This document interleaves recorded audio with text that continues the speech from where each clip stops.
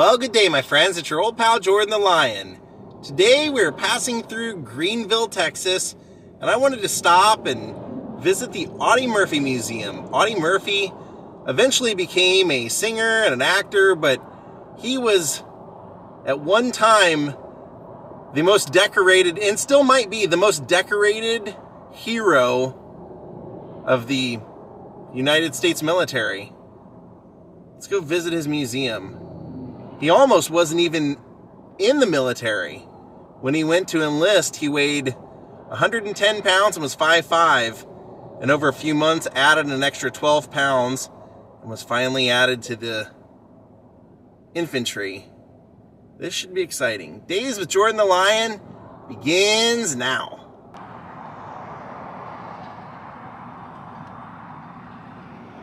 Wow, look at the gates. It's incredible.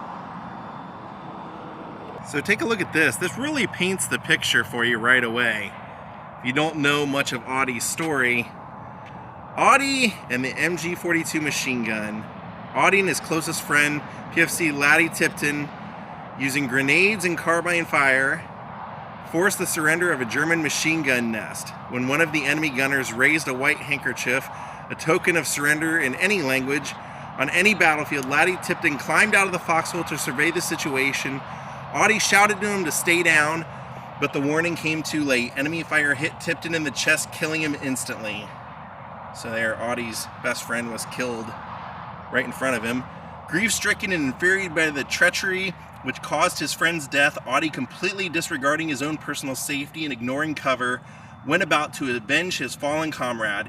He hurled grenades into the nest, killing the men who faked the surrender, seizing the undamaged German MG42 machine gun, and firing from the hip. Murphy advanced up the hill, shooting at anything that was firing or moving with bullets humming through the air. He assaulted the last two machine gun positions in the area, wiping out the both of them. Audie won the Distinguished Service Cross, but later said, "Laddie, who was the bravest man I ever knew, won only death for himself." It says, this memorial is dedicated to those from Hunt County who gave the ultimate sacrifice during the wars of the 20th century, and to all veterans of Hunt County.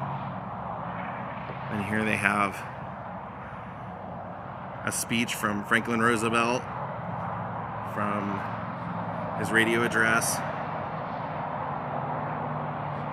and one from President Ronald Reagan as well.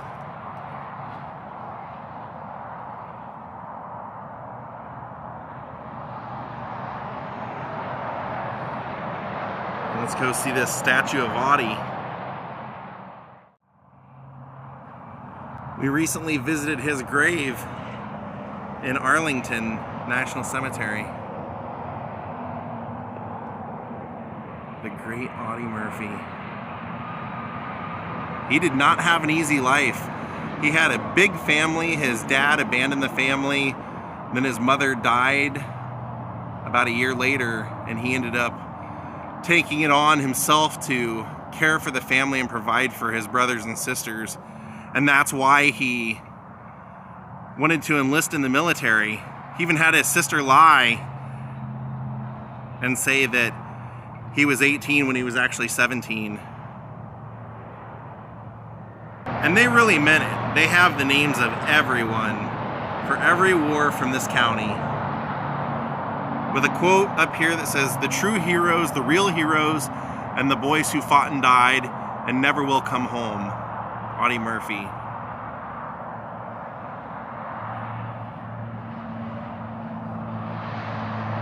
Now let's go see what they have inside the museum. I'm excited to see it. Since Audie had such a big family, he had to go hunting a lot when he was growing up to provide food. That's how he was such an excellent marksman. I love it. They have Audie Murphy fan parking only. All others will never forget. Oh, I can't wait to see what they have in here. What a hero.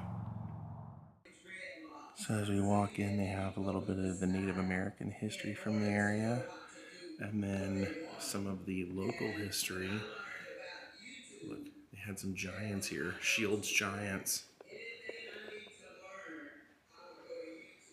Look at that. They were the family of giants. The one on the left, he was 7'8", then 7'10", 7'11" and 3/4, and 7'11" and 3/4 as well. It's pretty cool. They were with Barnum and Bailey. And then we have the fake leg, or the Monty Stratton, major league pitcher with a prosthetic leg.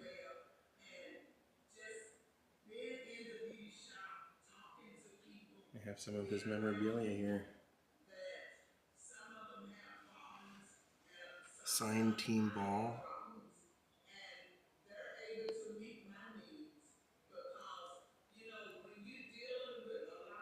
There's on the White Sox. See, it says there that Monty Stratton lost his leg in a hunting accident, so he was the subject of the Stratton story. So there's an autographed baseball by him and Jimmy Stewart as well, playing him.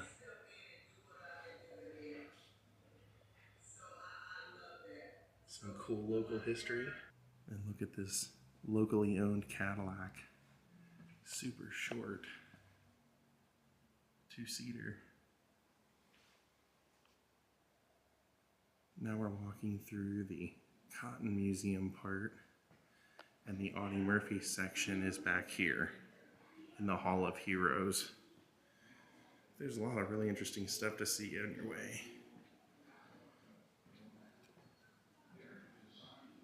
Here's a painting of Audie.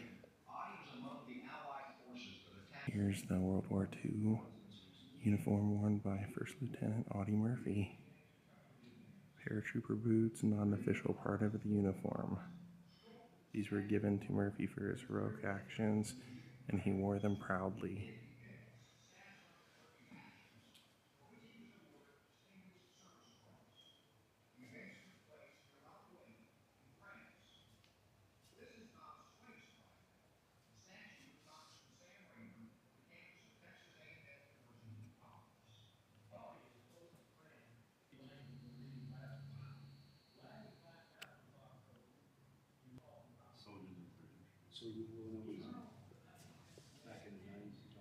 Then here he is with his parents.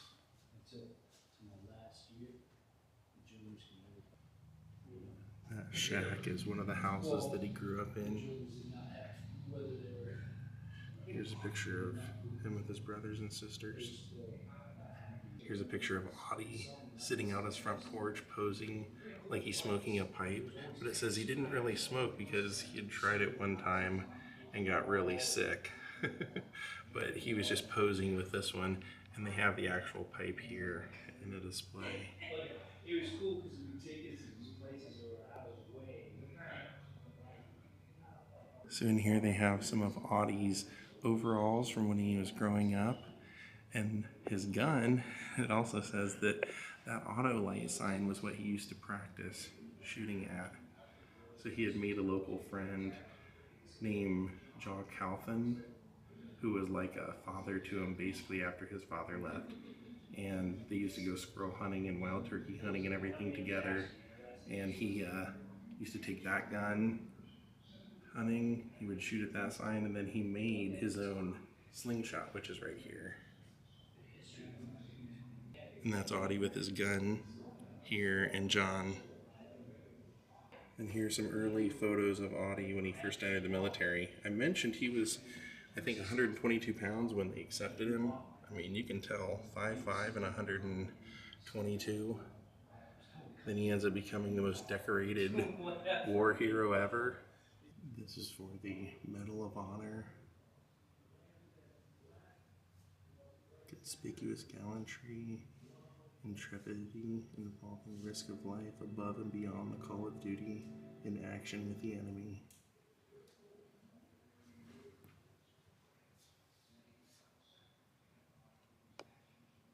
That's so cool to see.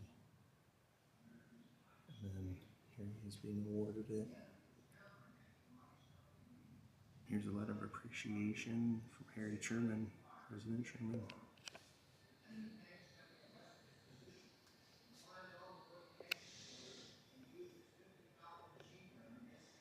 This is the Distinguished Service Cross. He was awarded that when his friend Lottie Tipton was killed. Here's citation by direction of the President, the Bronze Medal Star.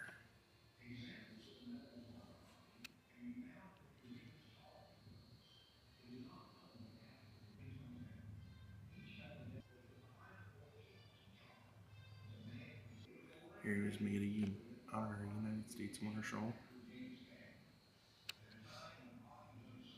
Here he has medals for being in the Army, Airborne Ranger, and Master Fitness Trainer and Combat Instructor.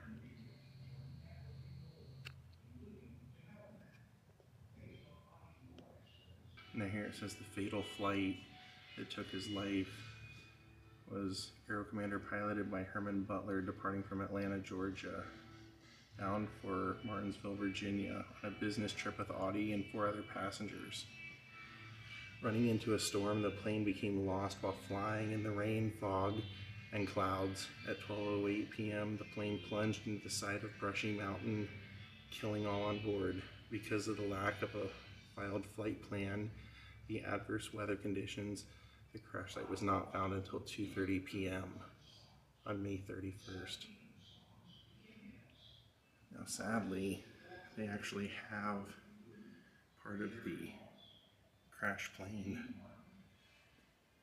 part of the control panel from the plane that he died in.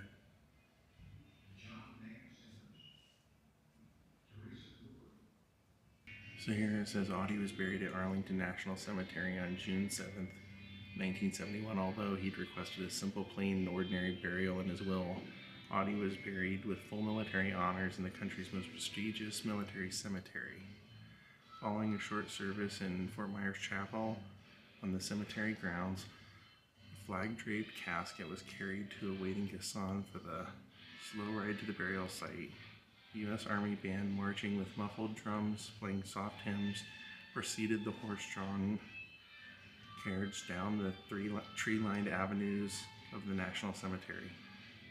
And this letter is to Audie's widow from Richard Nixon, apologizing for hearing of Audie's death. He said his selfless devotion to duty will always be a source of inspiration for Americans who are privileged to defend our freedom and liberty.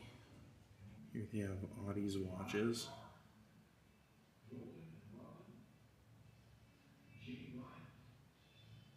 While he was hospitalized with a hip wound, he met another convalescent named Perry Pitt, whose severe wounds had made him despondent paraplegic. Every day, Audie visited Perry, rubbing his back and encouraging him to live.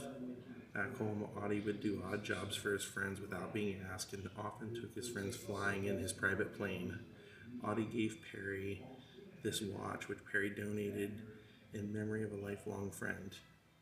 Said, quote, "He gave everything and took nothing and never forgot who his friends were." Here's Audie's family.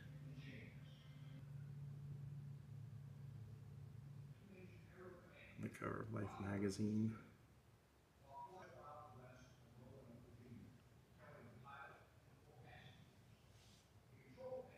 Now this is all Audie's memorabilia, including letters that he wrote home. These are all of his military guns and weaponry that he brought back with him.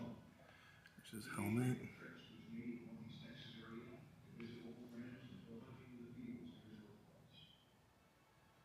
Including some of the money that he brought back.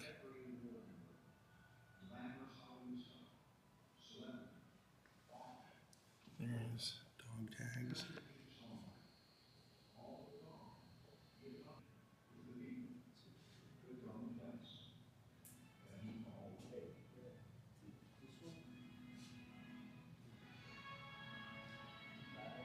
His daggers. And then his can opener. Another helmet over there.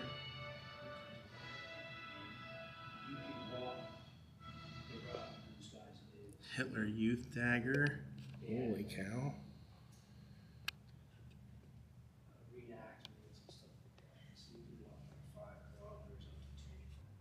Right underneath this great portrait of him, they have many of his medals framed together and on display. It's incredible. Look at all that. Here's Audie's medal for valor.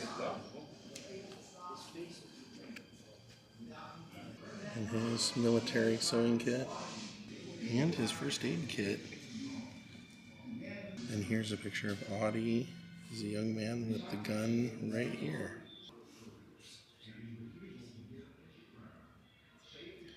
And there's an Audie Murphy tribute G.I. Joe. Here's one of Audie's jackets. And then this is all his wardrobe from a movie called Gunpoint. He's actually wearing it all right here. You can see his script and spurs. There's his costume, shirt, vest, different hats, boots, and gun. Then look at this painting. This is pretty interesting. Look how nonchalant he's just looking off, and behind him is a wanted Hitler Dead poster. Here are some of his silk handkerchiefs that he gave to the president of his fan club. And here's the Arizona Raiders script. And the battle at Bloody Beach. But then they also have one of his jackets, shirts, and ties, as well as the script from To Hell and Back that he signed.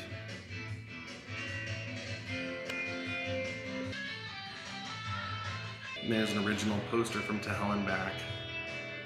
And in the gift shop you can buy his book, as well as a couple of postcards.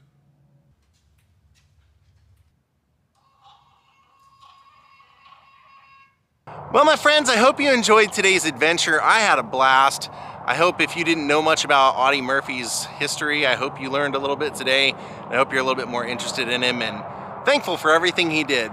Thank you all for watching. We'll see you all next time. Have a great night and goodbye.